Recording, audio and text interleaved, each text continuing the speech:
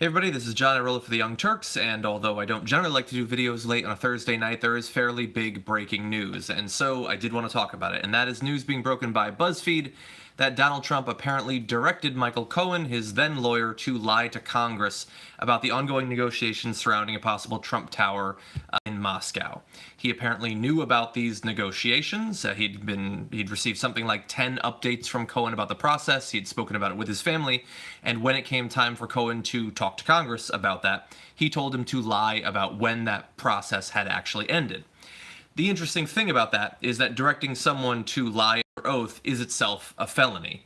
And so if this reporting does actually get confirmed, that is a significant problem for the president, which I think is putting it mildly. That by itself is very similar to much of what ended up taking down Nixon. It is by itself enough to impeach the president, clearly. Same caveats as always. We will see to what extent the stuff that's reported in this BuzzFeed story is eventually confirmed. But I do want to give you the details at the very least. So they say that Trump supported a plan set up by Cohen to visit Russia during the presidential campaign in order to personally meet President Vladimir Putin and jumpstart the tower negotiations. Quote, make it happen, the sources said Trump told Cohen. These are two federal law enforcement officials involved in the investigation.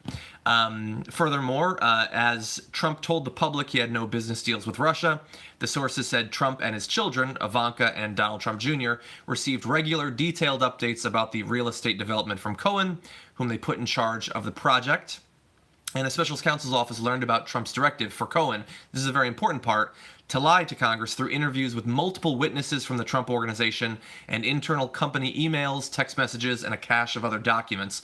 Cohen then acknowledged those instructions during interviews with that office. So that perhaps by itself is the most important part of this, because if BuzzFeed has two sources that are law enforcement officials, that's pretty strong evidence by itself.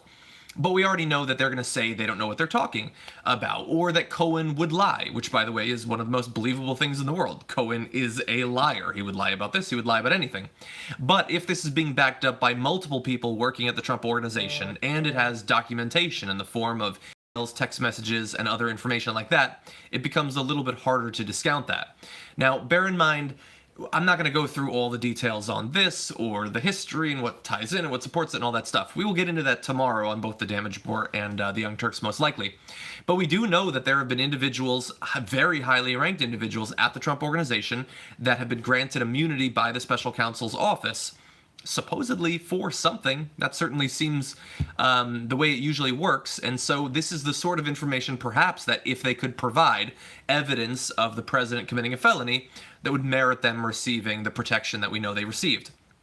Also, I know that Twitter is blowing up about this story right now, and I get it. It's saying that the president committed a felony. Stick graphics and that, interesting. But this is not the most surprising information in the world.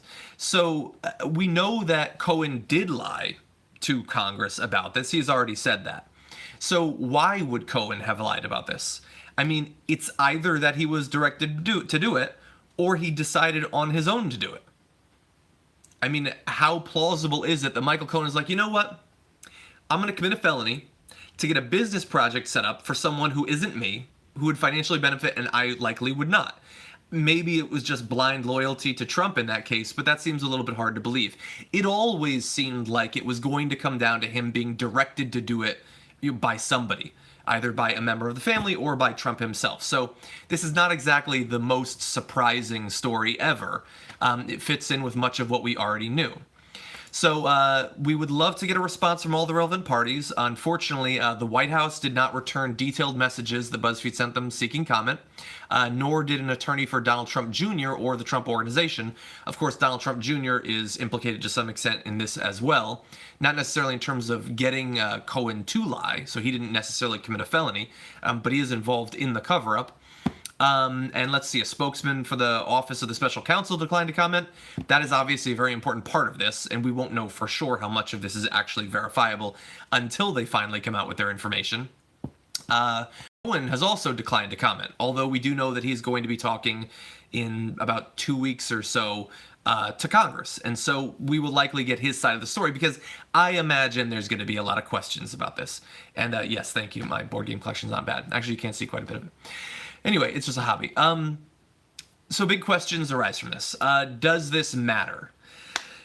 I mean, if this is actually has evidence, if it proves that the president committed a felony, that does matter. Now, that to me does not really change the calculus for impeachment. We already know that he's committed a number of crimes. He's committed obstruction of justice in front of us dozens of times. This is perhaps the most obvious single case of it. But if you did not believe that he had committed these crimes, I'm not sure that this extra bit of information about the president telling him to lie to Congress is necessarily going to change your mind about this. How will Trump and Giuliani respond to that? That's another big question. They're unlikely to do it tonight. I imagine Trump will begin tweeting at 6 a.m. Eastern time. Giuliani has already put out a statement saying, if you believe Cohen, I can get you a great deal on the Brooklyn Bridge, which I get why that's what you would say, because Cohen is a known liar, obviously. But again, this information is not coming either solely or necessarily even primarily from Michael Cohen. They talked with people in the Trump organization. They have the documents to back it up, supposedly, if you believe these reporters. So I don't know that relying on Cohen's reputation as a liar is necessarily going to help them in this particular case. Does this actually, in the end, lead to impeachment? I mean, that's a great question. It becomes harder to say that that's impossible if there are clear felonies, I would say. Although Rashida Tlaib has already done a great job of laying out the various policy-related reasons that she feels that Congress is obligated to start the process of impeachment, most of which has absolutely nothing to do with the election and everything to do with what he has done since he became president. So, I mean, look, obviously the ties to Watergate are very interesting. Big news, obviously a big get from Buzzfeed. I expect that many people will say, Buzzfeed, what do they know about reporting? Aren't they all listicles? Which, yes, that is generally what they're known for, but they have done, a good amount of political reporting going back a number of years. They have some great reporters working there. It looks like this is a well-researched story. I do not play Gloomhaven, unfortunately. Sorry, I get distracted by the comments on the side. I would like to play Gloomhaven. I just don't have it yet or necessarily the time. Anyway, there will be more on this. Clearly, we'll know a good bit more by tomorrow. I would expect, and I would really hope, that Giuliani will go on Chris Cuomo's show or some show tomorrow, and God only knows what he will end up revealing. Donald Trump's tweets tomorrow will be... It'll be interesting to see if he reveals anything. It's likely that he will just say witch hunt, I guess. I don't know. At this point, I don't know what their defense is like with Giuliani throwing things into insanity all the time.